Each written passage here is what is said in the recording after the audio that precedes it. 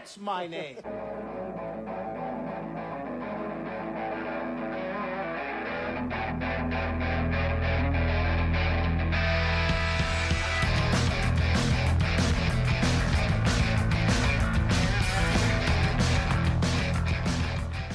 Hey, this is Sharks Across Hollywood, and I guess this is going to be our Valentine's Day episode, sort of. If it comes out by Valentine's Day, which it definitely won't, but it'll come out like shortly after Valentine's Day. Yeah. And you know that, though, because you're already listening and you can see the release date on the thing. Yeah, he's talking to me right now, folks, not you. So, fuck you. So- I was talking to you guys out there.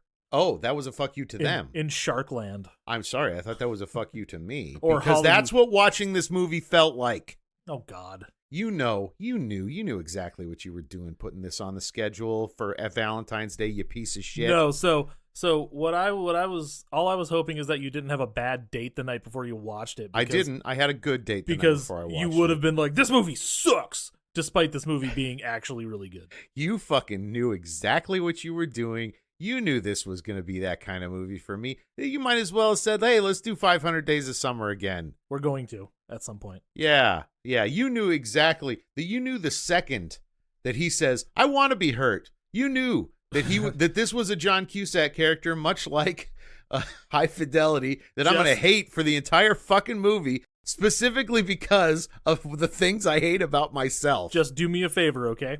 All right. Take a You breath. want me to back off the mic a little bit? Take a breath. What you did in the 500 Days of Summer episode, that first 20 minutes, don't do that. I don't even remember the episode. I don't remember how that episode went. Just don't do that. Okay, all I'm saying I'll put the kibosh on it. I'll be like, shut the fuck up. When you fair enough. Okay, absolutely. You do that. But God, watching this entire movie, I'm just like, I fucking hate this guy. I fucking hate this guy. And it's all because he's fucking me. Well, actually, we're not really talking about a movie this week. We're talking about this band called Say Anything. Their first album, Alive with the Glory of Love, right? I'm just kidding. That was a bad joke. It was a really bad joke, and I forgot to say it before we started talking about the movie itself. We're going to talk about the movie Say Anything. The band is named after that. So What? Yeah, weird, right? You don't say. Anything. Say Anything, ... It's got an ellipses. The title of the movie has the ellipses? Or Yes. Does the band's name have the ellipses? Yes. Okay. They were, do you know who Say Anything is? Have you ever heard them? I have not. They came up in that, that mall emo scene. We were just talking about probably off mic. So they were around and going to Warped Tour and stuff in the early 2000s. Okay. No, you know what? Actually, now that you say that, I feel like I might have seen him on some posters or something like that around that era. I'm pretty sure. I never heard him. I'm pretty sure the lead singer for Say Anything ended up marrying the ex-wife of Newfound Glory's guitar player. That's a deep, deep cut. Let's talk about Say Anything, because I have some thoughts. We've been too. In case you hadn't noticed. We've been trying to do this movie. Well, not trying. I don't know. I've been talking about doing this movie for fucking ever. I will say, I don't think Lily Taylor has ever been as hot as this. She's great. Well, I love her. Her character is so great. Actually, all of the female characters in this are really good. I especially really appreciate Lloyd's 3 female friends. Yeah. 2 of which he actually interacts with. The third one just kind of pops in. Yeah, the third one's kind of in and out. I get the feeling like she's the friend of the friend, and then it's the 2 core. Like him and the 2 gals. They're like the core friends. It's Corey and DC. Corey and DC. And they love him, and he loves them, but there's nothing like romantic about it. There's even a conversation that the 3 girls have, and they're like, "If you were Diane Court, would you fall for Lloyd?" And they're like, she's asking us like, "It's gross. He's my best friend. Like, fuck off. Would I fall for Lloyd? No." But then, if I was Diane Court, would I fall for Lloyd? And they're like, yeah, no, definitely, yes, I would. All 3 of them. Because it's fucking John Cusack. I mean, come on. What I love about his character is that he's like a guy that everybody kind of likes, but he's not really that cool. Yeah. But like everybody will be like, hi, but then he'll still have to be the key master at this fucking party that he really wanted to go to. No, he lets people push him into being the key master at this party he wanted to go to. That's why I say he's like me in a lot of ways. I have female friends who are like, "Oh, you're such a catch," blah blah blah. Yet I can never end up. But the difference between him and me is that he does the thing I don't do, which is push it. Real good. The conversation where he asks her out, she's like, "Nah, I'm busy." And he's like, "Well, what about Friday?" "Nah, I'm busy Friday." "Well, what about Saturday?" "Ah, I'm busy Saturday." At least it wasn't creepy. she wasn't like, no, no, no, and he's like, yes, yes, yes, bitch, you're fucking coming with me. He's just like, how about this day? She's like, nah, I'm kind of doing something. Well, how about this day? She's like, no, I've got other stuff going on. He's like, well, how about tonight then? And she's no. like, Then he has the line about Yeah. her being monumentally. so you're just busy. like monumentally busy. And I think she probably gets asked out all the time, judging by the phone call. We'll actually get into that. I See, took some notes. that's but, my question: is does she actually get asked out all the time, or was that just her dad being coy? I don't know. Because she's got this whole thing about how nobody knows her, That's true. and then everybody's like, dude, how'd you make it happen? And the whole answer is, I asked her, like that's literally his only answer. Maybe he caught her at a time of weakness, and a bunch of people do call her, and she just says no all the time. Maybe, I don't know. I know it's left pretty ambiguous as far as I can tell, and because we never see her actually out with anybody, and there's nothing in her actual dialogue where she's talking about things where you get the impression that she's always going out on dates. Far from it, quite the opposite. Yeah, I guess I took that a little too literally, so maybe I didn't think hard enough. Yeah, I think the dad was just being playful, and fucking with him. I felt so bad about the dad, man. I wanted him to be not guilty. So I wanted him to just be the good guy. I really did. My first note that I wrote is actually about the dad. So I'm just gonna read the note. It might. So I said, Say Anything is a mostly unproblematic movie because everything has problems, but about a dude who loves a girl. The only issues I do have with the relationships is that the dad is way too into his daughter, to the point of it being almost creepy, not quite, almost creepy. No, I can see what you're saying. Like, it's not creepy, but there's you could see there being a dark version of this movie that's played almost exactly the same. There's a line towards the end of the movie that he says, and we'll get there, and it really grossed me out. But she is almost like his wife, and that bugs me. Yeah, that's fair. Especially when she's like, "Dad, I love him," and he's like, "Oh God, what am I doing? Am I trying too hard? Am I coming on too strong?" I'm like, "Yeah, a little bit there, sir. She's your daughter, not your wife. Go get the fuck out of there." Also, your wife was hot. I just took a bunch of random notes about like characters and stuff. So Lloyd also has a sister, played by his real life sister, Joan Cusack, of course. Big sister. She's clearly like the older one. It's her house. She's paying the bills. She's got the 4-year-old kid, and he's sleeping in her living room. And I always love the line, "Hey brother, can I borrow a copy of your Yo Hey Soul Classics or whatever?" He's like, "No, my brother, you have to go buy your own." I love that kid. So funny. What is that, an obscure reference to the movie you just watched? It's pretty obscure. I mean, like, if I hadn't just watched it, I probably would have forgotten it. And she's a divorcee, potentially a divorcee. Either way, baby daddy took off. Yeah, he ditched her. And Lloyd is a kickboxer. Lloyd is actually based on a guy that Cameron Crowe knew who was a kickboxer. They have an interesting conversation where he says, "I'm sorry, Tim left," because he spells it out so the 4-year-old doesn't understand. But I'm not Tim. I'm not Tim, and it's like it's kind of a really real moment between them. That was a real Cameron Crowe moment, like just one of those moments that you love Cameron Crowe movies for, because he's so good at injecting that humanity into a conflict, but in a way that gives you like a level of catharsis, and you feel like everybody actually had a breakthrough moment there. I don't know. That's what I love about Cameron Crowe movies. That's why I love Almost Famous. That's why I love Jerry Maguire, because he gives you those moments. Lloyd is a kickboxer, and yes, you mentioned Don the Dragon Wilson, who actually shows up in the movie later. What? How did I miss this? He's right there, kicking Lloyd in the face. That's Don the Dragon Wilson? Yeah. You are shitting me. No, they actually got Don the Dragon Wilson to kick him in the face in that movie. Yep. Oh my God, how did I miss it? That is nuts. Don the Dragon Wilson is like one of the very few names I remember from 80s action movies. Like you couldn't escape Don the Dragon Wilson. Have you seen Blood for Fist? a minute? I have not seen Blood Fist. I've never seen a Don the Dragon Wilson movie. Oh man, really? But his name was so ubiquitous at that time. It's like, I mean, obviously, you had Van Damme, and you had all you had the big names. You had the theatrical guys, and then you had the straight to video guys. But Don the Dragon Wilson was the guy. He was the straight to video guy who he had a name that just stuck with you. Like fucking Billy Blanks. Olivier Gruner. Olivier Gruner. Like nobody remembered Olivier Gruner's name in the 80s. I mean, he was everywhere, but you didn't remember him. Not in the 80s. He didn't start acting Or the until, 90s, like, the whatever. early 90s. Early 90s. Okay, whatever it was. The point is, you didn't remember him. I mean, he did some great movies. Nemesis, I'll fucking throw down for that for the rest of my life. It's a fantastic movie. But Don the Dragon Wilson, even having never seen his movies, you can't forget that name. Don the Dragon Wilson. Fuck yeah. Don the Dragon Wilson. What a great fucking movie name. They're shitty in that, like, perfect straight-to-video martial arts movie way, too. I'm sure. I have Black Belt and Blood Fist. But then he has some, like, 1 VSA or 2 or something. Red Sun Rising was pretty cool. Oh, yeah, I have that one. I didn't know that was Don the Dragon Wilson. And Andrew Dice Clay, I think, right? Which is weird. No, Clay's in Whatever It Takes, isn't he? Whatever It Takes. Oh, so there's 2. Red Sun Rising and Whatever It Takes, yeah. He's in that too? No, he's in Whatever It Takes. Oh, okay. But Don the Dragon Wilson is in both of those movies. One of them has magic. The other one does not. I'm guessing Red Sun Rising is the one with magic. Yeah, it kind of came out of nowhere from what I remember. Anyway, Don the Dragon Wilson gets plenty of love in this movie. Yeah, and then apparently John Cusack would later go on to be in a movie, I can't remember which movie, with Benny the Jet Urquidez, the other famous kickboxer guy. Oh, no shit. Who is, I don't know if it's famously, but he has considered one of Jackie Chan's best fight scenes in Wheels on Meals. I don't think I've seen that one. You haven't, because you're not that fucking cool. Didn't know this was going to be a personal attack podcast. I try to get you to watch other kung fu movies all the time, and you're like, no kung fu for me. We watched a bunch of Shaw Brothers movies. We gotta space them out. Okay, that's all I'm saying is because I don't love them like you do. We gotta space them out. There's some great ones. I love some of them. I really do. I love some. I loved Righting Wrongs.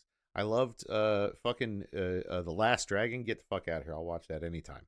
I'm talking Hong Kong ones though. So Righting Wrongs, of course. Righting Wrongs is great. Loved Righting Wrongs. Wheels on Meals has all 3 of them. Has Sammo Hung, Yoon Bu, and Jackie Chan in it. Okay, all right. That's probably that sounds like it's probably fantastic then. It's more of so Jackie Chan movies get super weird around that era too, because a lot of them are not martial arts movies. They're like either straight action movies that have some fight scenes, or they're comedies that happen to have some fight scenes. It's real weird because from what I gather, what Jackie Chan does, what kind of stunts do I want to do? All right, cool. Let's build a movie around that.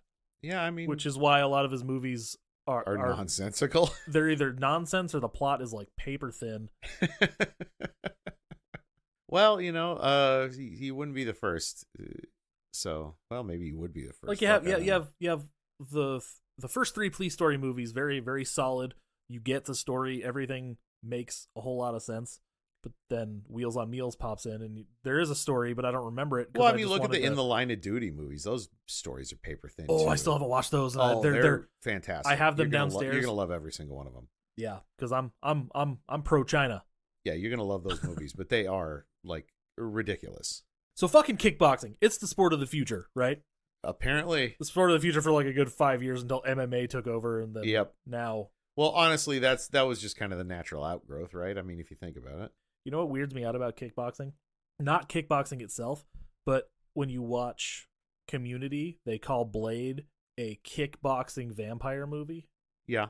Why do they call it a kickboxing vampire movie? Well, because, he does the kicks and the punches and the swords and, so like... But why kickboxing? Why didn't they call it like a martial arts? Because they wanted a shorthand that was punchy. Kickboxing is punchier than martial arts. Or a karate movie.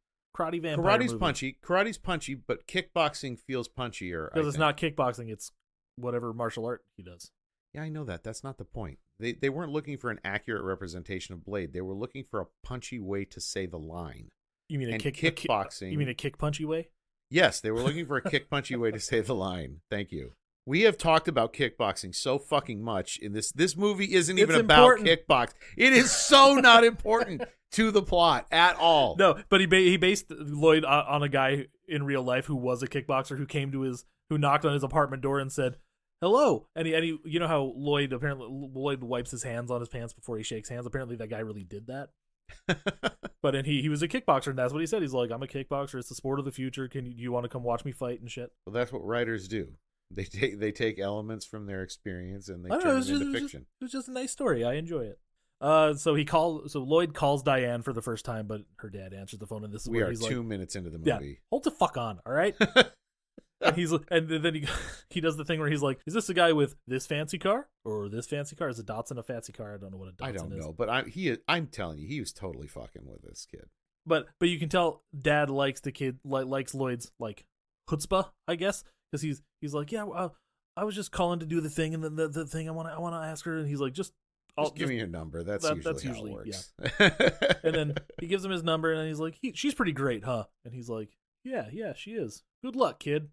And I think he like almost means it. No, I do think he means it. This is why I like the dad. I wanted him to not have been embezzling. I really wanted him to not have been embezzling. Oh, and he runs a retirement home and shit. And later in the movie, I keep on saying I don't want to get political, but I'm going to one more time. Later on in the movie, he says taking care of people is not a growth enterprise. And I kind of want people to remember that. Yeah. That's why I wanted him to be innocent, because I didn't want him to be lying when he said that. So now the real setup. I wanted it to be that the IRS was being too fucking cynical when they examined his records. When that they looked at it and were like, "You haven't gotten a raise in 5 years. You know, like, why are you not? You know, why are you still doing this?" And he's like, "Because I fucking love people." Yeah. And his residents do love him, and they do like, and they are living better lives. He obviously takes care of them, and he obviously cares about them. And I'm so frustrated that he was guilty in the end. I'm so frustrated by doing that. Something just kind of shady, but also for like the right reasons, sort of, to take care of his daughter. Like he literally says, "You think it was for me? I was doing this. I was saving this money to set you up when you get back, so you don't have to ever." What did he say? You don't ever have to be dependent on anyone ever again. Even though he's not hurting himself buying $9,000 jukeboxes and shit. I mean, there's definite things he's doing for himself. So now Diane gets a fellowship in Europe. That'll become important here later. That this all kind of sets up there's a it's part. Britain, not Europe. Oh, whatever, England. Lots of English tips. The English don't consider themselves Europe. They're in fucking Europe. They can suck it. Oh, you sound like somebody who's saying, well, you should just call yourself whatever you're born with, huh? No, they're literally in Europe though. So yes. No, but they seriously, if you ask Britons, they do not consider themselves Europeans. Everybody else is a European. Well, you know what I say to that? Fuck you, Whitey. Know your role. She's got a fellowship in Great Britain. She calls him back, not knowing who he is, not knowing at all. Apparently, there's a conversation at the beginning. That line she shuts him down so hard. There's a conversation at the beginning of the movie that Lloyd is having with his two girlfriends, and he's like, "I'm going to ask Diane out again on a second date." And they're like, "You never had a first date?" She's like, "Yeah, we did. We sat at the mall and fucking ate." I'm not entirely sure that he was even at her same table at this point. I don't know what the fuck he thinks this date was, because I don't know. Did they speak to one another? I don't think it was at the table. I think they were probably like at one in the you know food what court? Yeah, they're in the food court, and there's a table here, and think River Park Square, right? There's that long bench. It's not River Park Square. It's the mall in Seattle. That I can't remember. But the I'm name telling of. you, think River Park Square. You know, there's that section in the food court where there's a long bench and there's little tables in front of each, and then there's a chair on the side, and then you got she was at the table here eating her food, and he sat on the bench here next to her and ate his food, and he considered that a date. Yes, and she's like, he's like, "So do you remember me, right?" She's like, "Lloyd, right?" He's like, "Yo, you do remember?" She's like, "No, he was on the phone." No, she says, "We sat together at the food court or whatever," and he's like, "Oh, you remember?" No, it's written on the note. That's so sad. But this is where, he's like, "All right, that's fine, whatever. Congratulations on your fellowship. I have lots of English tips for you." She's like, okay. And he's like, "Never mind, no tips.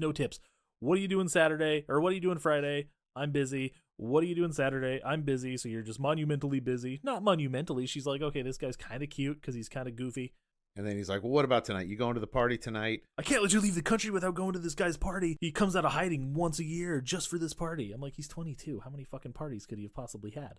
4, I guess. I know that's a lot in teen years, but now I'm old, so I'm like, that doesn't seem like that many parties. It's a lot in teen years. There's not that many parties, guys. But yeah, so she obviously says yes. He goes to pick her up. It's really adorable. He's very shy. He knocks on the door. And you know what? And I got to say this. Because my first experience, this is the first time I've seen this movie. Okay. Oh, that's right. This is the first time. I've seen this movie a bunch of times. Yeah. So. Most people have. I have not, which this is clearly a shortcoming in my film nerd status, obviously. But I knew Ione Skye from the movies Gas, Food, Lodging, and Four Rooms, in which she could not be a more polar opposite character. She is like a total super sexy, like she's very sexy in those movies, kind of sultry, almost femme fatale level in both those movies. So to see her in this movie, and she is just this adorable, nerdy, kind of sheltered, I don't want to say princess because she doesn't have that arrogance. No, she's like a sweet person. Yeah, she's like super sweet. She's also kind of sheltered. Like she's just been really focusing on her academia for the last 4 years. They think I'm a priss, and Dad's like, "No, you're not a priss. They couldn't think you're a priss." And I'm like, "No, she's actually very sweet, and very nice." But that's what everybody thinks because she's distant. She's not focusing on socializing. She's focusing on her academics, and she's so fucking sweet in this, and so adorable. And she's got like a little lisp to her too that I never noticed before. I noticed it in this movie, and it's never in anything else. And it's absolutely adorable. And I'm like, it's a testament to what a good actress she is, because she completely convinced me in Gas, Food, Lodging with that character. She completely convinces me in this with this character, and they could not be more opposite from each other. So yeah, I like got to give respect to her for being a hell of a good actress and just wearing these characters like her own skin. Like I literally, if this had been my first experience with her, I would have been like, oh well, she's just that way clearly. And no, go watch Gas, Food, Lodging. Polar opposite character, 100% believable. So I had a similar moment to that, but it was kind of the opposite because I'd seen her in Say Anything, and she's this sweet girl. Little did I know she's dating Anthony Kiedis at this time. Yeah. Who the fuck? What? Like. So whatever. That's she's too old for you, Anthony. Ugh. What? There's a lot of stuff in there in the Red Hot Chili Peppers autobiography about them fucking very young girls. Sadly, the 80s were a time when that was completely socially acceptable. So recently, you've seen Wayne's World, obviously. Of course. She is in Wayne's World. Oh, yes. Yeah. I never knew she was in Wayne's World because she kind of looks different. She sounds different. She is different. And I'm like, wait a minute.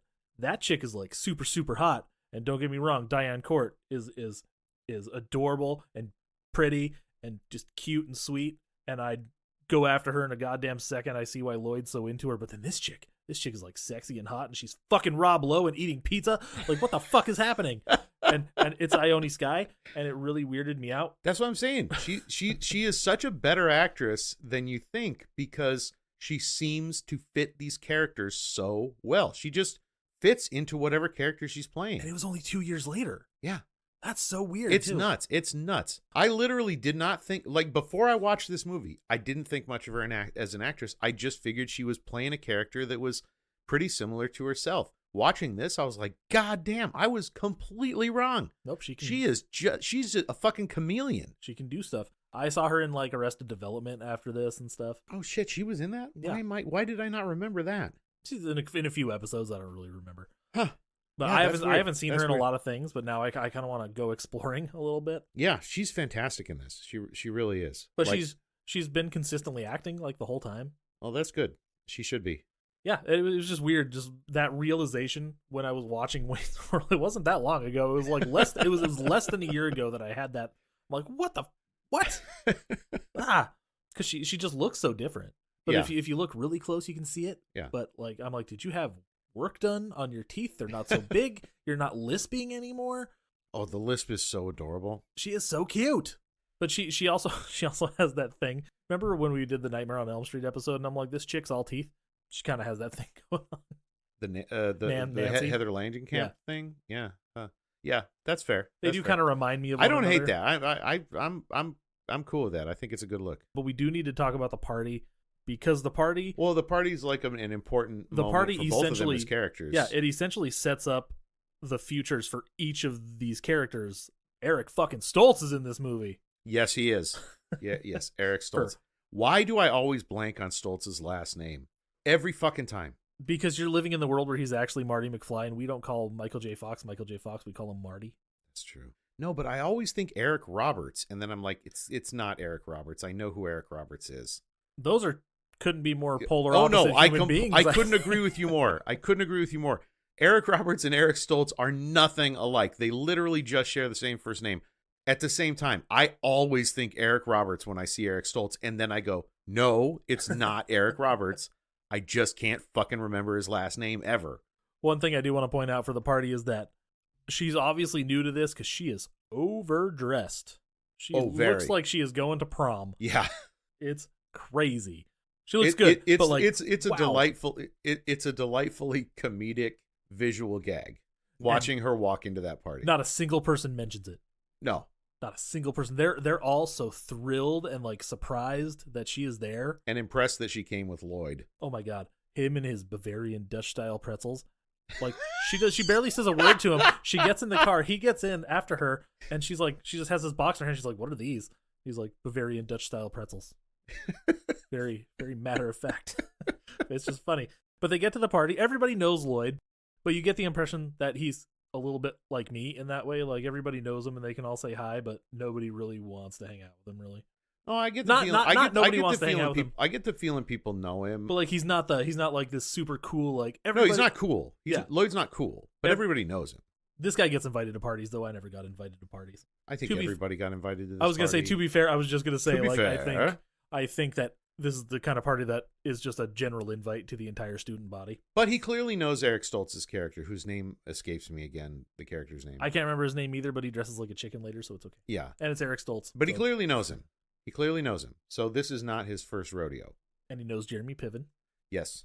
Who I did not expect to see in this movie at all. Looks exactly the same. Piven has not changed one iota. He's got more hair in this, but that's it.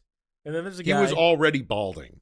Really? You can see it receding right at the top. You can I see didn't it notice receding already. He gets the job as keymaster and all that shit, and Diane's like, "Oh, which very progressive for the 80s. Yeah, that's a good thing. Yeah, real progressive. I'm guessing the first year of the party maybe didn't go so well, so they had to. There's not even a seatbelt law in this movie. They're smoking on the plane at the end of the movie. Yeah. Like that's how far back we are in safety regulations, and these people were collecting keys at a party. That was insanely progressive for high school. So he's the keymaster. He gets high-fived by Jeremy Piven, and it's not an honor. He says, he's like, no, it's not. I have to make sure that everybody doesn't die. Basically, Diane gets kind of kidnapped, essentially taken away by this girl named Sheila. This girl named Sheila does air quotes all the time, and it leads to kind of one of the funniest like gags. She's like, "You came here with Lloyd, right? How did that air quotes happen?" Do you think that's why she later on is like, "I love you"? Yes, no, that's exactly. He even says it. He's like, "You sound like Sheila. You sound like her." And then this flock of seagulls looking motherfucker comes up to Lloyd and goes, "Dude, how did you get Diane Court to go out with you?" And he's just like, "I called her up with the confidence. Just his confidence has soared tonight." He's like, "Yes, he accomplished this goal that he's been after like all fucking year." Maybe longer. Who knows how long he's been in love with this chick? It's never stated. And he's like, "You're giving me hope, but like, how did you do that? What are you?" He's like, "I'm Lloyd Dobler." Oh, that's great.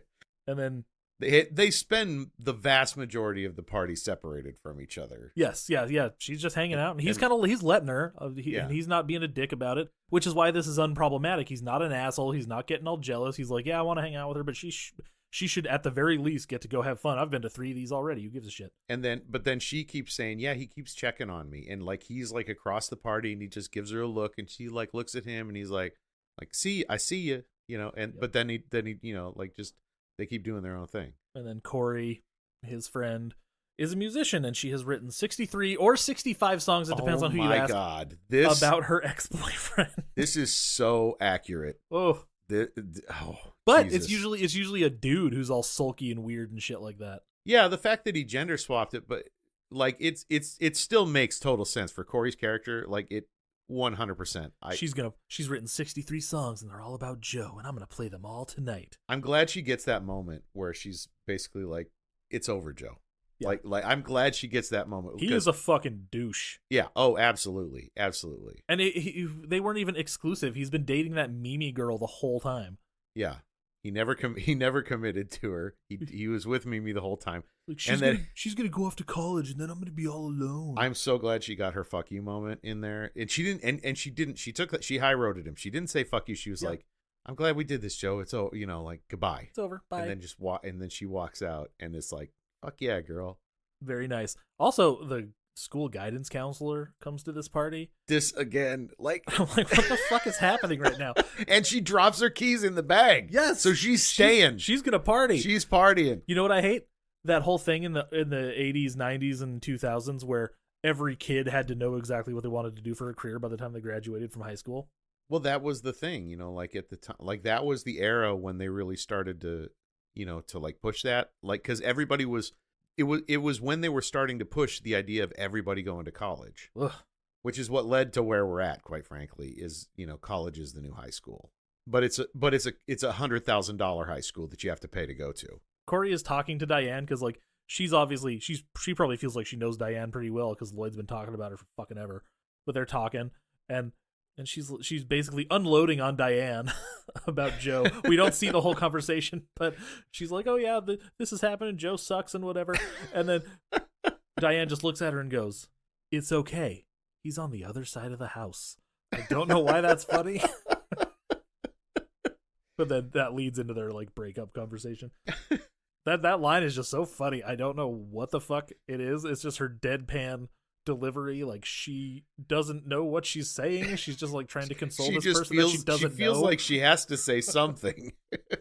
And then Jeremy Piven is freaking out. He's like, "I want my keys and to my fucking Firebird," or whatever. And then, "You must chill." I love. He's so nice. He's such a nice guy. You know, "You must chill." And he's like, "I love you, man." And he's like, "I love you too. Go to sleep." Okay. And that Piven just flops in the dirt. This is the next morning. Yeah. Whatever. The next morning, end of the party. I don't know exactly. It's dawn. The sun is out. Is it? The sun is out. Because then they spend the next like several hours driving. Oh, no, that's right. No, you're right. The sun is not out. Yeah. I was wrong. There's one more key in the bag, and it's the Flock of Seagulls guy, and they spend just hours in the car. 3 with hours. him. Literally, it's timed out. Oh, is it? Yes. Yeah. They spend 3 hours with him. Okay, trying to find his house. Remember, because the radio starts, "We're about to start a 3 hour yeah, and then set it's over. of That's right. uninterrupted rock and roll." And then he's like, "Oh, that's my house." And they've probably driven by it like 20 times at that point. And then they talk about the yearbooks. This is very sad. So now, him and Diane are finally alone. They can finally talk and hang out. She had people sign her yearbook, and she's like, "Oh, well, they said." He's like, "Well, what do they write to Diane Court? Because she's fucking Diane Court, right?" Yeah. It's like, "Oh, I'm glad I finally got to know you. I wish I would have gotten to know you better," and shit like that. And then he's like, "Oh, that's cool." They write, "Hey, Lloyd, see you around, maybe." which goes to tell me that he's not like this, like he's not like best buds with everybody, but everybody like knows him and likes him. Like he's not. Yeah. Nobody's gonna be like, "That guy's a prick," but we don't need to invite him to every party. Yeah. He's liked. He's always hanging out with those two weird chicks. One of them doesn't shut up. The other one doesn't get to talk very much. Yeah, Diane had to choose between her parents and a divorce. It's a big fucked up thing. We'll meet her mom later. Very, very obvious why she chooses her dad. She calls him basic, and he doesn't give a fuck. He's like, "Oh my god, I'm just so happy to be out with Diane Court." She goes inside of her house after he kind of walks her home. You have no idea how much this resonated. Oh, the part where she's like, "Oh, I called him basic. How dumb was that?" And then he looks outside. He's like, "I don't think he's hurting." And he's like bowing and like he's like he's like giving an awards acceptance speech out in the street. I do. That's a thing. Like you, certain moments, like getting to go out on a date with a girl you've been pining after forever and enjoying it, and having her not be a fucking horrible person. Just a nightmare. Yeah, I would like to have that again. That would be cool. Although I will say I did have a great date last night. So that's good. But are you gonna do nothing but hang out with her for the next 16 weeks? Yeah, probably. Literally nothing. Yeah, probably. Because that's what he says. She's like, "What do you want to do?" And he's like, "I'm gonna be a great date for you until you leave." She's like, "No, seriously." He's like, "I'm dead fucking serious. I'm your boyfriend now." That's what I should do. That's what I should do next time I see her at a show. I should just walk up. You know, I'll walk up, I'll give her a hug, and I'll be like, "I'm your boyfriend now." The big second date is a family dinner, but it's not really a family dinner. It's like a business weird dinner. Yeah, I don't know what the fuck it is. It's her and her dad and his accountant. His accountant and a couple women who work at the retirement home. Yeah. And his friends are like, "Oh, that sucks, dude. Like that's rough. I know Lloyd's gonna fuck that up real bad." Which he does. Yeah. And then that's where they're like, if you were Diane Court, would you fall for Lloyd? And they're like, "Yes, fuck yes, we would." But he's our best friend, so I do appreciate that her dad's not a super spaz and Lloyd's just up in her room, just hanging out with her. No, that's the thing. Like, her dad is so likable throughout this whole movie. Yeah, Like, he's John Mahoney. He's clearly got some shit going on, he's doing things as an actor. He's doing things to let you know that there is more going on below the surface than simply what he's saying and doing. He's a good actor. He's letting that peek through, but he's not letting it out of the bag. So there's a lot of subtlety to his performance. But God, I just liked him, and I wanted him to be the good guy. His motivations are good, like, but at the same time, he is doing something kind of shitty. He's fucking defrauding. He's defrauding old people. Like, it's fucked up. There's no way you can slice that it's not fucked up. So the dinner scene is another place where we get kind of a weird vibe with Diane and her dad's relationship when they tell the story about her being scared to fly. Yeah, this one, like, it made sense because she doesn't have an active social life She doesn't have an active social life, period. So it's like it's her dad, yeah. So it's like her social life is her dad. And the old ladies at work. And when you do that, I know this because of my family dynamic in my high school years was basically us and church, and that was it. Like, that was our social sphere, was us and church. So we developed all of this internal shorthand for each other, So, like, if you came out and saw us, like, we're very interconnected, and we have a real shorthand way of communicating, and it's so not the way other people communicate. Like, that's why you need to get out and have interactions outside of your family. Yeah, she comes out of her shell awfully fucking quick, though. As people, tend to do once they finally break out. So is there an underlying thing with the "you can hear me scream" line? I mean, I think you could say that it's sort of representative of her pent up state given her father's extreme focus on her academic future. Yeah, she recorded a soundbite because she screamed so loud on the plane when she was a kid that a guy there who was a making recording engineer who was interested in recording her for sound effects. So sometimes on a commercial, you can hear me scream. She didn't say it in that sensual of a way, but she is capable of saying it in that sensual way. As I said, go watch Gas, Food, Lodging or 4 Rooms. So we learned that Dad's under like investigation for like they said tax years, so I wrote down tax evasion, but it's like defrauding, probably a lot of taxes involved. So tax evasion is the blanket term I'm using because I don't understand money and things. Then we meet her mom. Her mom isn't an evil person. Her mom is a judgy person. She's like, I'm just, I'll say something nice to your dad about your dad, I guess, if they interview me. But hey, my boyfriend's here. You need to talk to him because when you don't, your mouth turns down. Yeah. Oh, that was like, I was like, yeah, I get why you don't want to hang with her. And then Lloyd doesn't like old people. Lloyd is afraid of old people. Lloyd is afraid of old people because they remind him of the inevitability of death. Yes, thank you.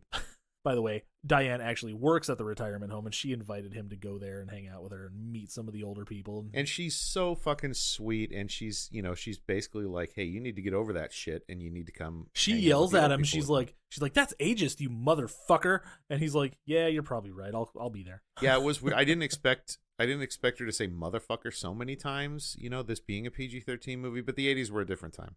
Yeah. Literally, he does say to Joe earlier at the party, you need to stop fricking with her, man. Like, I didn't know we did that kind of weird shit in 1989. Stop it. Cocoon, though. He's going to show Cocoon at the retirement home. Oh, we meet Bess. We got to meet Bess. Bess, she's the fucking best. She's this nice old lady who Diane has told. He talked about Lloyd with her, and he's like, oh, you told her about me, huh? And she's like, yeah. And she's smiling, her big giant, toothy, adorable smile. And then he gets down and talks to her, and she's like, she likes you. I love this that she keeps waving him down. Like, he's too tall. She's like, you're too tall. She's like, get down here. And then he crouches, and then she's like, lower. She's cool. I like her. She's fun. I worked at a retirement home. There were always bitchy old ladies that were just fun to hang out with and talk shit with. But Cocoon, I've never seen it, and I really want to, but the Blu-ray copy is $100. Jesus, seriously? Yeah. And it's not able to be streamed on anything because of rights issues or some shit. Diane and Lloyd are going to be friends with Potential. That'll come back later. So we get a date montage. It's really cute. They're adorable, just hanging out, fucking around, being the cutest people alive. They're very cute. He teaches her how to drive a stick shift because her dad got her a car for graduation that she can't fucking drive. Because he's hoping it'll lead to her shifting his stick. Yep. Am I right? High five. But she does ask her dad, hey, you got to teach me how to drive the stick this weekend, and he doesn't do it. So Lloyd has to jump in and do it. Lloyd's her new daddy. That's so gross. I can't handle. I hate the word daddy used in a sexual context. I hate it so much. But no, and right after that, apparently I saw in the fun facts section, the trivia section, that Ione Skye and John Cusack had such good chemistry in that scene in particular that if they weren't seeing each other, or if they weren't seeing other people at the time, Anthony Kiedis, are you fucking serious? Anyways, if they weren't seeing other people at the time, they probably would have like gone out together later that night because it was so cutesy and flirty. I could understand that. Yeah, she does climb over. They him. do have great chemistry in They that scene. really do. I mean, they have great chemistry in general, but they kiss, and then they eventually get to a point where they bump uglies. Sir, high five. Yeah. And you can insert a sound effect of us touch because touching, too far across touching hands, touching tips. A lot of British tips. Touching a lot of British tips. I think the most intimate thing you can do with your friend is put your dicks in a Chinese finger trap. Because your tips will have to touch in order to get free, right? Oh my god. Her dad has been really cool up until this point. She comes home after a late night out with Lloyd. She hasn't called, and she always calls. He's like, this is bullshit, but it's John Mahoney, so it's a little weird. You can tell it's weird for him too. Yeah, he definitely does not get mad very often, at her in particular. Yeah. He's like, you need to tell me stuff because this is bullshit, and she's like, yeah, Dad, you know all the stuff you can say. Oh, title drop, by the way. You can say anything to me. That's the crazy thing. I did not expect that, but the title drop is literally between them and only them. Yeah. Oh, and twice. Yeah. It never comes up between her and Nope. and John Cusack. It's always between her and her dad. Yeah, that is interesting, actually. But eventually, she goes into this long spiel about how she likes Lloyd and how I don't understand what the fuck she's talking about. Like, oh, well, you know how boys get that look in their eyes, and sometimes they like want to, you know, and then she's like, he was nice about it, and we decided not to do anything, but then I attacked him anyways. So she fucked him. He didn't fuck her. Yeah. And then Dad's like, oh shit, what? You can see him dying inside as she's saying all, and then she's like, I'm so glad I can talk to you about this, Dad. Yeah, she feels so good because she unburdened her soul, like she's able to fucking, and he's just like, oh, good Lord. But I think it's less that, oh my God, my daughter's had sex, and it's more like, oh my God, my daughter wife I'm going to lose my daughter wife to this dude. Stop saying daughter wife. It's not, I don't think it's anything inappropriate. It's just that he's doing the thing that parents do when they only have their child to invest in, and that child is growing up and going away, is they feel like they're being cut out of their life. Daughter wife. It's not anything. It's not inappropriate. It's not like that. Okay. I didn't say it was like physically inappropriate.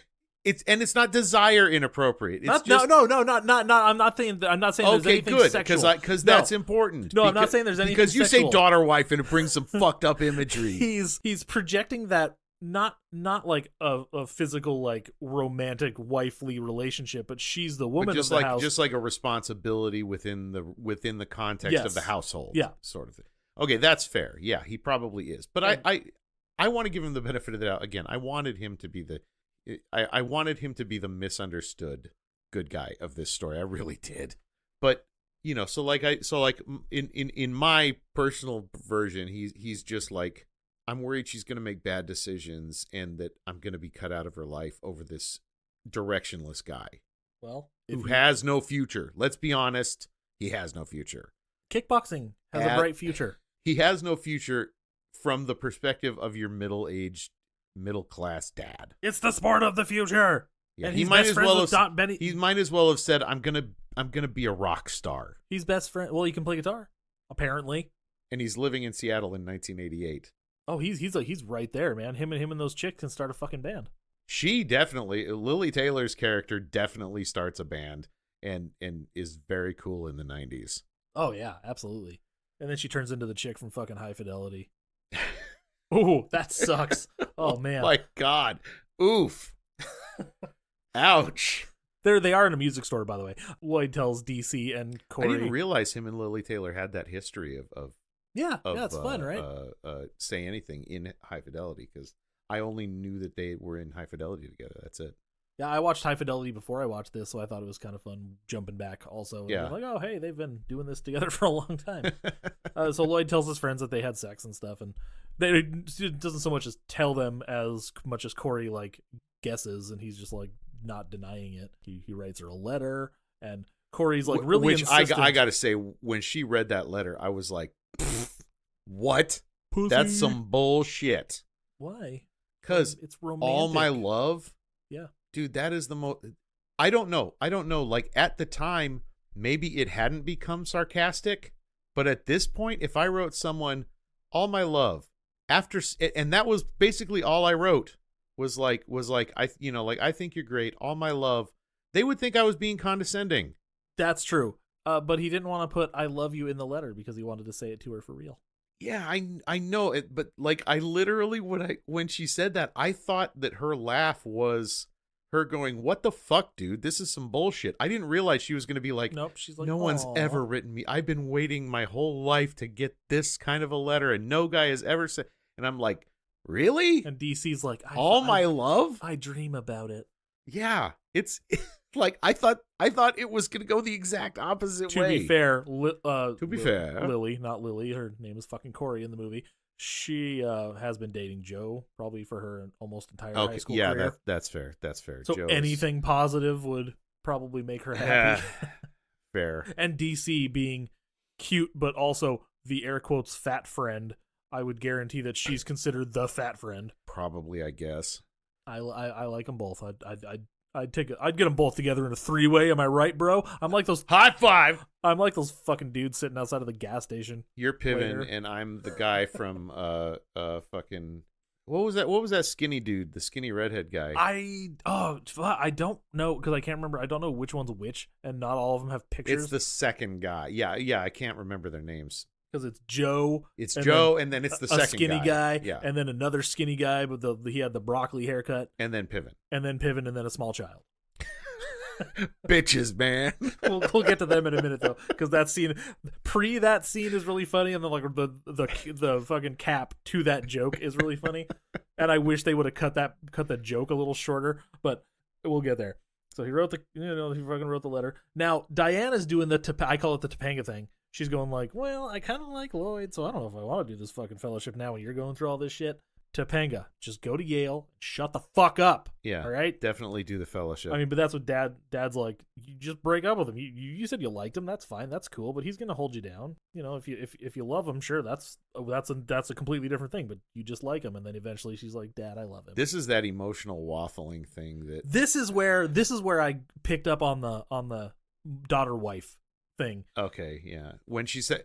Yeah, she says she loves him, and then he kind of like has this crisis moment. Yeah, this is if he was a wife right now, if she was his husband, she just admitted that she's cheating on her husband, basically. If you take the sexual connotation out of it, Was it I something can I grant said? it to you. Yeah, and then he's like, "But you still need to break up with him, or whatever." The pen thing, The Jesus pen. Christ, that oh my God! And then she does it. That's the awful thing. She took the pen with her. Yes. He's like, you need to give him a gift. Give him this. She's like, a fucking pen? I'm like, that's not a gift, you idiot. He can find a pen anywhere. I get the sentiment because he does say, oh, you can trust a man who writes a letter every day. But like, what the fuck? She's decided, like, I'm gonna break up with his ass. Fuck this guy. Oh, it's hardly that. That's a gross It's not at all oversimplification. that. Lloyd is also, again, his job is apparently teaching fucking kickboxing to kids. Yes. And Diane calls him and he's like, yeah, no, they fucking pay me for this. This is awesome. They're going to go hang out. This is where she essentially dumps him here. This is the scene where it's fucking heartbreaking. It's kind of brutal. He's a It's- little bit of a bitch about it. I guess he's a bitch later. I think he takes it as well as you could ever hope for a 19-year-old to take it. Before that, he's like, I have something to say to you. I didn't put it in the letter because I just wanted to tell you. Oh, She's that's like, that's the hardest part And of she's this like, whole thing. Please don't. Please don't do that She's right like, now. please don't say what you're do gonna that. say. It's like, what do you think I'm gonna say? You don't know what I'm gonna say. She's like, I think I know what you're gonna say, and don't say it. He tells her he loves her, and she's like, fuck. It's so brutal. And then she's like, I just think we're not breaking up, but we're friends, right? So I think that we should stop going out on dates. And he's like, oh, I feel like a dick. I'm a dick. And she's trying to rationalize all this stuff because she does not give him a reason, she doesn't actually give him a reason. She's like, I need to study more. And he's like, okay, how much time do you need to fucking study? He's willing to give her this space, but she doesn't need space. She's essentially asking for a clean break, but she doesn't know how because she's never done it before. She's like, we shared the most intimate thing two people can share. He's like, you shared it with a dick. Then she does the thing. She says, he's like, why can't you tell me you love me? Ah! I can't remember the exact words, but she's like, I love you with the air quotes. Oh. And he's like, you sound like Sheila. What the fuck? It's brutal. And then she gives him the pen, and he's like, fucking pen. God damn it. And it's brutal. She gets in her car. She's super sad about it. She cries. He finds a fucking payphone in the rain and calls his sister. And this is apparently considered one of the best lines in cinema history. Okay, which one? I gave her my heart, and she gave me a pen. Yeah, that's it's pretty good. That's pretty good. And then he does the breakup tour around Seattle. So, maybe I could just be one of those guys who hangs out at this fucking gas station. He's monologuing to a tape recorder to Corey. I think he's sending it to Corey. Yeah. But he's like, I think I should just be one of those dudes who hangs out, no problems, no women, just gets drunk outside of this fucking gas station. So he goes there. Outside of the AM PM. And they are 5 of the biggest douches you've ever met. I love that after the whole thing goes down, he's driving away. He's like, well, that was a mistake. Yeah. That's the joke that I wish it would have just cut right there. But it keeps going. He's like, that was a bad idea. And then just cut, but it doesn't. Keeps going.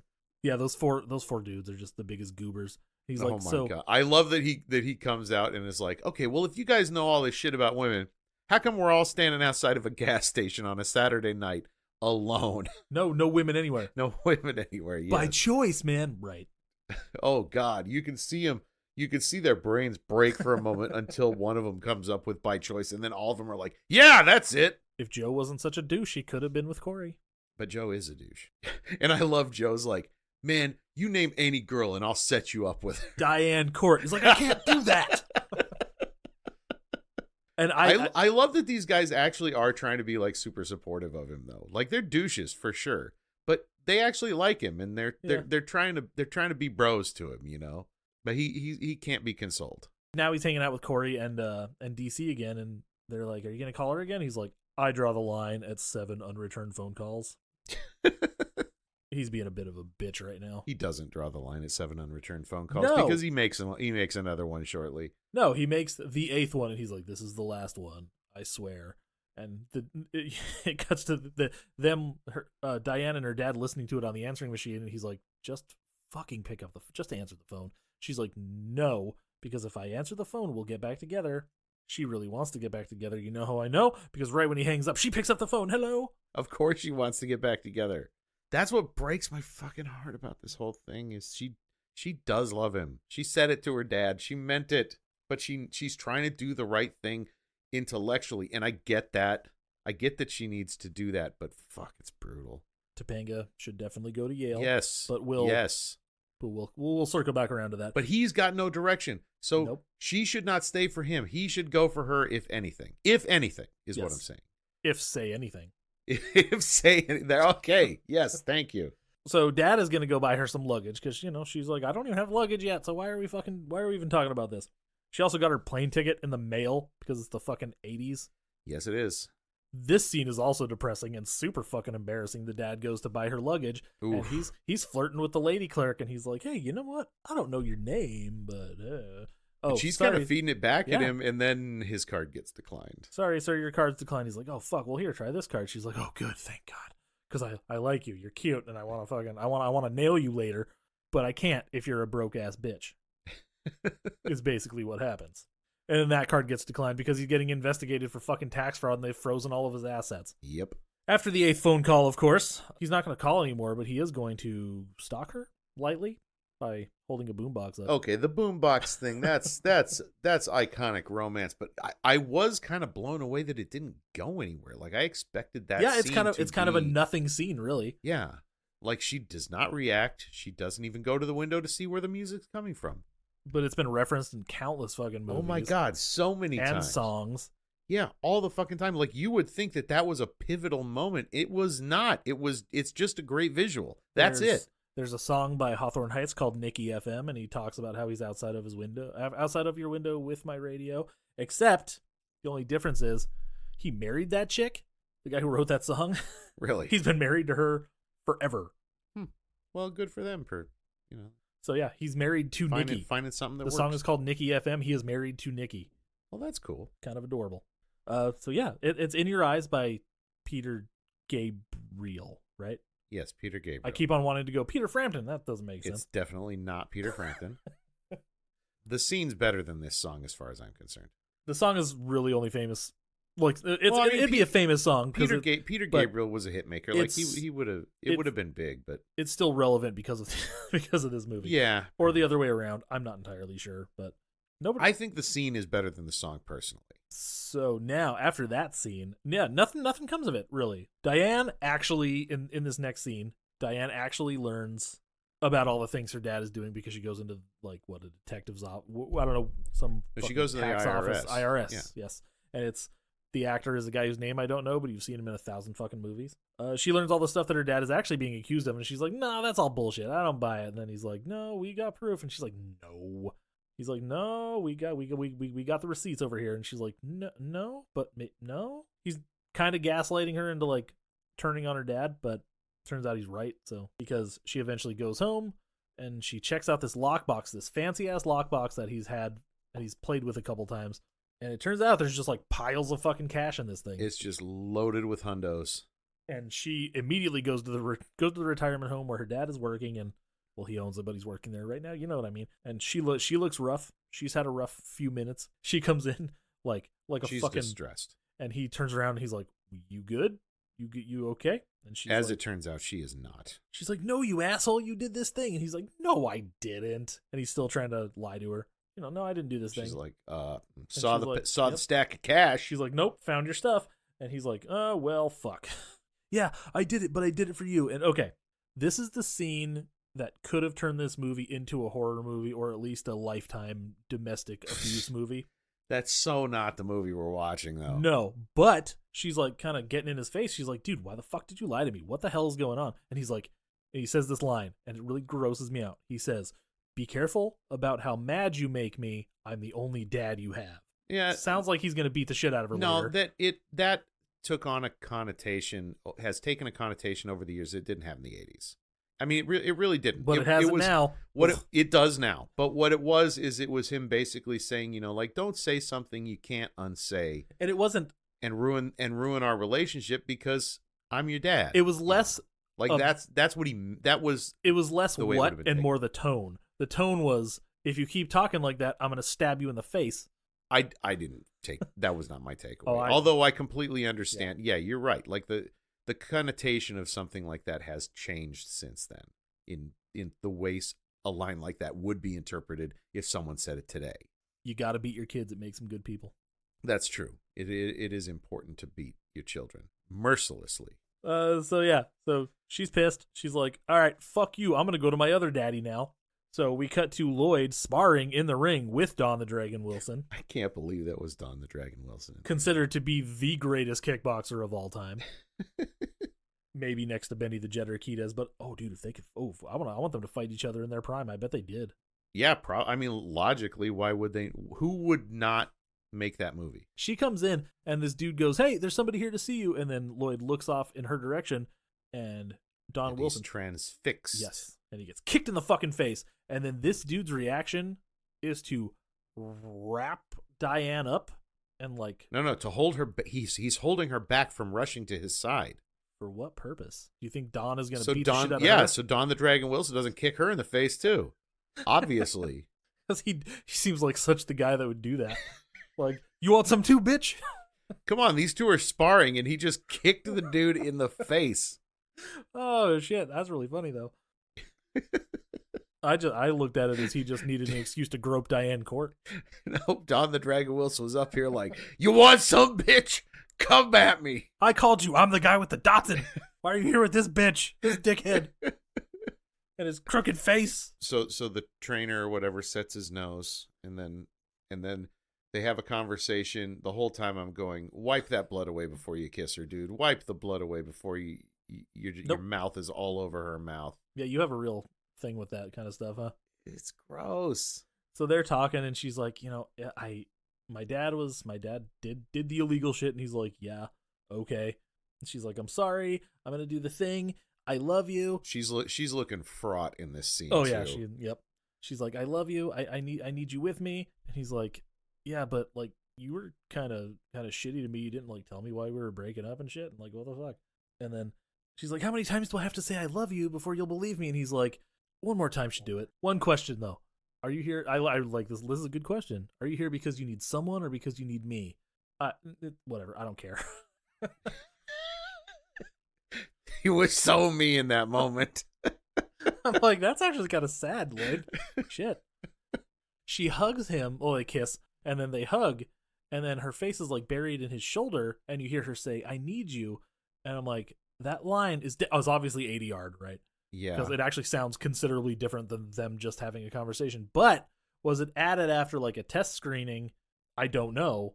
Was it added after a test screening? Oh, so like, was it in the original script, or was it something that they were like, we don't want? You're just gonna let that linger in the air? I've ever since the first time I watched this, I'm like, did they fucking have to add that so people wouldn't think she was like literally just clinging to him because he was her only, the only buoy in a sea of in a relentless sea of chaos. Yeah, and I've always wondered that. Huh. Fair question. Or if I wonder if it's in the audio commentary. Yeah, maybe I listened to it years and years ago. Or I'm wondering if maybe she said the line but her face was too buried. Yeah, because I mean that would make sense too. The question is, was it in the script or was it something they added? So obviously now Lloyd is going to go to England with her. That's the fucking obvious choice. His parents are out there. Yeah, he lived there. He lived there for a few months, and he has no plans for the future. She's got very distinct plans for the future. Oh no, he has plans to hold her back. He has plans for the future. His plans are to be with Diane. What is he? What is the line? It's I can't remember, but he says it several times at several different points. No, there's one in particular, and I think it's right about here where he's like, I want to be with your daughter. I'm good at it. Yeah. That's what I want to do. Earlier at like the dinner scene, he's like, I don't think I'm going to be able to figure it all out tonight, sir. I'm just kind of hanging with your daughter. Too honest. This is the impress everybody date, not the give everybody the unfiltered truth date. But he's an honest guy. He can't help it. It is. He is. That's why he's frustratingly like me. I'm inappropriately honest. So he is talking to her dad while he's in jail. He's getting 9 months for all this nonsense and $150,000 fine. And he lost his house. That went. Ooh, that's a bummer. I mean, the house I think was probably part of the fine, because at that time it was only worth like $20,000. Yeah, definitely not $150,000 for that house. Yeah. Now that house is like $5 million. Yeah, something like that probably. And it's like a normal person's house. A nice house in Seattle, 2-story in Seattle. Back in the 90s, on a nice lot. Everybody just kind of lived in houses like that. They were all just like that. You'd get one for $20. So it's before all the fucking Californians started moving up. That's what it is. Oh, don't be that guy. It is. It's true. It's the truth. They were talking about it in the 80s. It's true, but California gets a bad rap already, and we need California for when we secede. So Lloyd is just kind of hanging out in the jail. It's a minimum security prison. It's a white collar criminal. It's very minimum security. People are just walking around hanging out. He's smoking cigarettes, and there's people on either side of the fence. It's like, honestly, it's like quite frankly, I'm surprised he wasn't like, the guy's like, I don't deserve being here for that, blah, blah, blah. Like, you fucking defrauded these people. You're lucky this is all you're getting, you piece of shit. He didn't say, I don't deserve to be in here. He does say, I don't deserve to lose my relationship with my daughter because of this. Oh, okay. Maybe that's what he said. And I'm like, well, you don't deserve or not deserve, but you don't deserve a relationship with your daughter just because you think you do. Well, I mean, in fairness, he clearly loves her. He does. They have a good relationship. But he also lied to her. He's not a terrible dad. No, he's a terrible business person. Yeah. She'll come back. Their relationship isn't irrevocably damaged, I assume. She's pissed, and rightly so. She wrote 2 versions of this letter. Oh, by the way, she's not in the jail right now with him because she did not feel like fucking talking to her dad at that moment. So he's being the go-between, and that's why he's really pissed, is because he's got to do this through a go-between. And then, he gives him a letter that Diane wrote, And he starts reading it. And he's like, I know this part. Keep reading. And then it's like, just like, is it the one that signed I can't help but loving you? I can't help but still love you, or whatever it is? Or is it the other one? Because I can't help but still loving you means that there's like a chance, isn't No, that? he says isn't that good? one gets better. He says Oh, that one gets better. the That's letter right. gets better if it's the one that ends I can't help still loving you. But It's just the one that's signed with her name. it's not that one. Yep. And then What a bummer. And then he really tries valiantly. He's such a sweet guy. He is a glass half full dude. He's Doesn't like, it make you feel better that there's a version like that out there, though? that she could write something like that still. And then eventually she does make her way in there. He says, I'm incarcerated, Lloyd. And that's such a weird line. Never heard anybody say that. That is such a white person in jail line.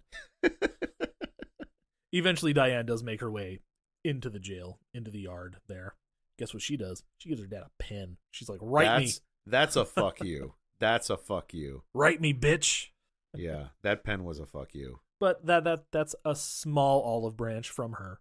I don't think the pen was an olive branch. I No. think her coming in and hugging him was an olive Her branch. coming in, no. The pen was, I'm still pissed. The pen was, I'm leaving, write me, and maybe I'll write you back, you dick. The pen was, you had this coming. So they go, and the next thing we know, we're on a plane. I understand why they did it, but What, the plane? no, the way they ended it. Oh, okay. So, yeah. I understand why they ended it that way, but if you ask me, it should have ended before the ding. Okay, I was going to ask, like, that, do you think that was another note? I think the ding, keeping the ding in there. I'm look, it's the 80s. It's a different, like, America's future was bright back then, and Sure was. like everybody still believed in the American dream. I think it would have been. I honestly think it would have been more honest and more poignant if we hadn't gotten the ding. If it had cut out before the ding, I think the ding may have been. But okay, admittedly, again, this is a Cameron Crowe movie, and if you watch his other movies, he very clearly is an optimist. He's not the pessimist that I am. But if it were up to me, I'd cut before the ding. Yeah, I don't know how I feel about the ding specifically. Like, I like to know that they're probably alive, but just from a filmmaking standpoint, I'm like, was that ding there? The ding the ding isn't about them being dead or alive. The ding is about whether or not things are going to work out or not. Oh, they don't end up together at the end. I'm not saying that they don't end up together at the end. It was the 80s. Things were very different. They'd probably get divorced in their 40, but like the future for them is very, very uncertain. And the ding is a reassurance that I think, for me anyway, rings hollow. I think leaving it out there would have been more honest, because they don't know. They don't have that reassurance. They don't know that things are going to work out for them. And that's them saying things are going to work out for them. And it feels disingenuous to me. Oh, but we need a positive movie right now. I know. It just doesn't ring true for me. And again, that is me watching it for the first time in 2025 in the dystopian hellscape that America is becoming. So if I watched it in the 1980s, I suppose that ding would have had to have been there. Yeah, probably. In order for me to be okay with it. So I understand why it's there. I'm just saying, with my jaded modern eyes, 40 years down the line, it didn't work for me. I don't know how I feel generally about the ding. And for anybody, does anybody know what the fuck we're talking about? I certainly hope they do. they're on the plane, and obviously she's like afraid to fly and shit. Per the story earlier in the movie. And he's trying to calm her down, and he's like, I've got fucking cassette tapes and shit, because this was magazines, books, the whole. This was 1989. Like, you could take all sorts of shit on the plane, and nobody gave a shit. And he says to her, when the smoking light comes on, because they were still allowed to smoke on airplanes. Allowed to smoke on airplanes. Says when the smoking light comes on, he says if something's going to happen, it's going to happen within the first 5 minutes. He says, so once that smoking light comes on, you know you're going to be all right. And the takeoff was definitely a little rough. Yes. It was very shaky, and she's like, "Oh, and fuck, there's a we're all little gonna turbulence die."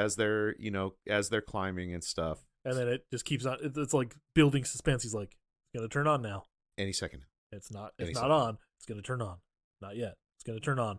Cut to black, and then you hear the ding. I don't think the ding should have come on. I think it should have cut to silence. I do not agree or disagree, because I'm not sure how I feel about that. But the movie's over, and we never really talked about the music a whole lot. There's some good fucking music in this. There is some good music, yeah.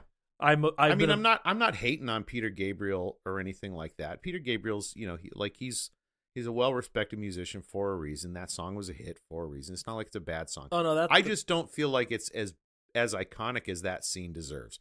I think that scene deserved a song that has stood the test of time more than In Your Eyes by Peter Gabriel. No, that song is fine, but I'm talking about the replacement song and the Nancy Wilson song at the end of the movie. I didn't listen to the end of the movie. Those That's songs Nancy are really Wilson, good. though. Yeah. Oh, I didn't Because know Cameron that. Crowe was fucking her at the time. Oh, okay. They were married. Sorry. This is such a cute movie. I should probably not be such a creep about it. This is a very sweet movie. I liked this movie, and I fucking hated that this is another one of those movies where I see myself so frustratingly much in the main character and all of his stupidity. Even if it is well-meaning stupidity and it is played as sweet in the movie, but again, like the ding at the end, I don't buy it as, I was gonna say, as having the result that they come to in the movie. you're not really that much like Lloyd. He's likable. Fuck you. That was a Lloyd. See that? Fuck you. That was a Lloyd fuck you if ever there was one. Come on. I'm Lloyd as fuck over here. You're like you're the bitchy sad Lloyd that nobody wants to be around. No, I have become the bitchy sad Lloyd that nobody wants to be around. I'm 45-year-old Lloyd. After this relationship turfs out 14 years down the road, that's the Lloyd I am now. Oh, they don't fucking make it that far. I think they probably do. They Again, don't. it was the 80s. They don't make it that far at all. I think they're gonna have a good run of it, and they're not gonna be like, they're not gonna hate each other. That's where I got to. I literally, my marriage ended, and we were having this conversation beforehand. I don't know if it got included on the build up to the podcast, but my marriage ended once my ex-wife and I worked out things to the point that we didn't hate each other. So when we got divorced, we didn't hate each other. If we'd gotten divorced earlier, we would have hated each other. But because we allowed things to play out to the point that they did, once we got divorced, we were able to stay friends. I mean, it probably took longer than it needed to because both of us were in a state of arrested development. I'm not going to say that's not true. Hey, Sure Ione it is. Sky's in Arrested Development. Tie-in. Yeah, I did the thing. It's all making sense now. Okay, do we need any final thoughts? Because I think mean, it is a yeah, really good movie, it is. and it holds up. Everybody should watch it. Again, it's one of those rare unproblematic comedies from the 80s. My cynical ass might not buy some of the things, but that doesn't make it not a good movie. I saw some of your 1-star reviews, you fucking dicks, and they're all bad. I'm not going to read any because they're all really long and they were annoying and they weren't funny. They were just wrong. Yeah, the funny ones are the ones that are worth reading. It's not poopy. You're poopy, you piece of shit. You mean piece of poop? Well, How could it was right there in front of you? I would have said poop too many times. Anyways. Rule of threes, Andrew. Rule of threes. I know, and on the third one I said shit. Yeah, that's why you're supposed to give it 3. I'm Say, subverting it's not poopy, expectations. you're poopy, you piece of poop. That's comedy. I am subverting expectations, which is also comedy. Fair enough. Comedy comes in herpes. That didn't even make sense. Didn't. I said it, and I'm like, wait, what? I was responding to a joke in my head That no one said. that I can't remember now. So never mind. Oh shit! All right. Oh, my God. I think we should leave now. Yes. That was us talking about Say Anything. You can follow us on all the things at the Shark Pod. I guess you can follow my band at Not For Nothing Music too if you really want to do that. We're kind of awesome, but Agree to disagree. No, I'm kidding. I fucking love these guys. I've been to how many your shows have I been to? Like 4 of them, I think at this point. yeah, 3 or 4. I can't remember. Yeah, they always put on a good show. Because we fucking rule. We should be super famous right now. We should be on tour with Taylor Swift. That would be awesome. Not the same crowd. That would be really weird. It would be weird, but it would be awesome to have all the Swifties listening to so you cool. guys before Taylor Swift. Like how hard do you think the boos would be? That would be so funny. They wouldn't be able to boo. They'd be too confused. But yeah, Mom, what is this? why are they talking about cutting their wrists? That young man looks really depressed. At Not For Nothing Music. At Not For Nothing Music. And you can follow us on everything at The Shark Pod. And I guess you can give money to our Patreon if you really, really want to. Patreon.com/SharksAcrossHollywood. All right, we'll be back next time. I don't know how long it'll be. Could be 1 week, could be 2 weeks, could be 3, 4, 5 weeks. Who the fuck knows at this point? If you people would listen, then it would get more consistent, and then I'd have more motivation. But you I don't. say you people as if there's anybody out there. What do you mean, you people? I mean the people that aren't listening. I don't know why I'm yelling, because if you people aren't listening, then how the fuck are you going to hear this? They Anyway, literally can't hear you. we'll be back. We'll be back next time with some more fun shit. But until then, stay jawsome.